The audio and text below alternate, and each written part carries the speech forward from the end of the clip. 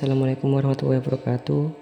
Perkenalkan, nama saya Muhammad Rusdi. Di sini saya akan mempresentasikan bab 11, yaitu tentang kompensasi dan teori upah. Kompensasi dan teori upah.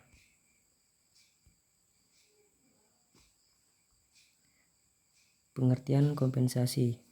Kompensasi merupakan segala sesuatu yang diterima dapat berupa fisik maupun non-fisik dan harus dihitung dan diberikan kepada seseorang yang umumnya merupakan objek yang dikecualikan dari pajak pendapatan. Selanjutnya adalah tujuan kompensasi. Yang pertama, kompensasi harus dapat memenuhi kebutuhan minimal karyawan.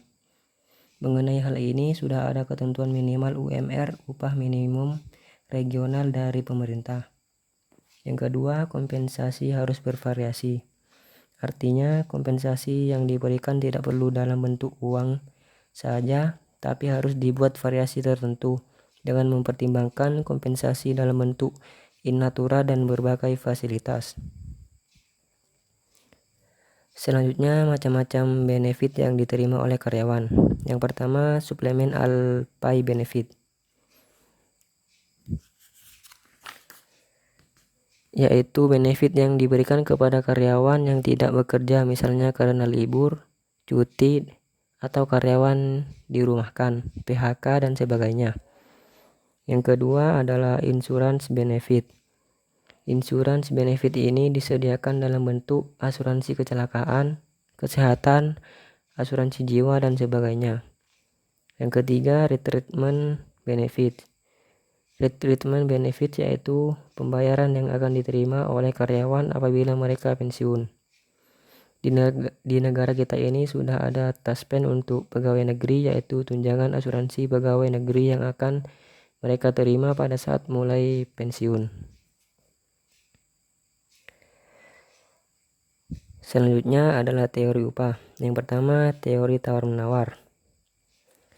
Teori tawar-menawar menyatakan bahwa tingkat upah ditentukan oleh tawar-menawar di pasaran tenaga kerja. Yang kedua, teori standar hidup. Teori standar hidup didasarkan atas keyakinan bahwa buruh harus dibayar secara layak agar dapat memenuhi kebutuhan standar hidupnya.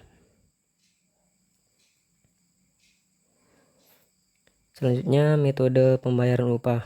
Yang pertama, ada sistem upah menurut waktu.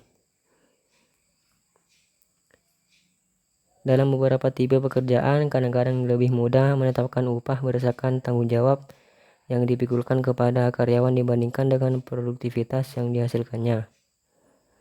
Yang kedua, sistem upah menurut prestasi, potongan persatuan hasil.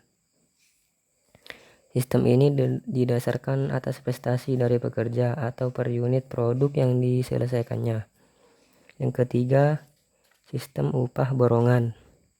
Sistem upah borongan merupakan kombinasi dari upah waktu dan upah potongan. Sistem ini menetapkan pekerjaan tertentu yang harus diselesaikan dalam jangka waktu tertentu. Jika selesai tepat waktunya, ditetapkan upah sekian rupiah. Dan yang keempat, sistem upah premi, yang merupakan variasi dari sistem di atas.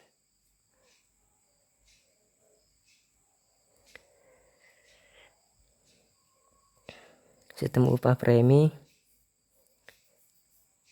adalah hadiah atau bonus yang diberikan kepada karyawan karena berkat pekerjaan yang ia lakukan telah memberikan suatu keuntungan kepada perusahaan.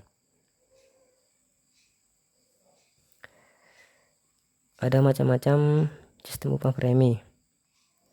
Yang pertama, A. Sistem upah Halsey, B. Sistem upah Rowan, C. Sistem upah Taylor, D. Sistem upah Emerson, E. Sistem upah Gann, F. Sistem upah Bedeux, G. Sistem upah sliding scale, H. Sistem upah indeks, I. Sistem profit sharing, J. Production sharing, K. Jaminan upah tahunan, L. Keuntungan lainnya. Dan selanjutnya adalah kesimpulan. Dari pernyataan di atas bahwa kompensasi dan teori upah terdapat beberapa hal yang meliputi tujuan, benefit, teori upah dan tawar-menawar, dan teori standar hidup serta metode pembayaran dalam dunia bisnis. Terima kasih.